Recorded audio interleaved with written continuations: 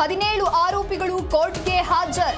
February 25ಕ್ಕೆ ಅರ್ಜಿ ವಿಚಾರಣೆ ಮುಂದೂಡಿಕೆ. ಬೇರೆ ರಾಜ್ಯದ ದೇಗುಲಗಳಿಗೆ ತೆರಳಲು ಪವಿತ್ರ ಅರ್ಜಿ.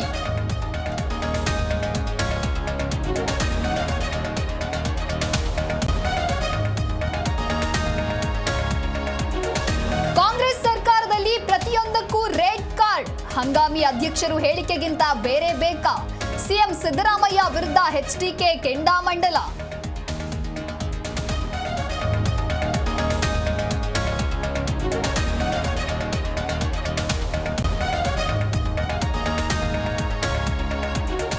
ಮಗ ಸೋತಿರೋದಕ್ಕೆ ಹತಾಶರಾಗಿ 60% ಆರೋಪ. ಕೃಷ್ಣ ಬೈರೇಗೌಡ ಹೇಳಿಕೆಗೆ ಕುಮಾರಸ್ವಾಮಿ ತಿರುಗೇಟು.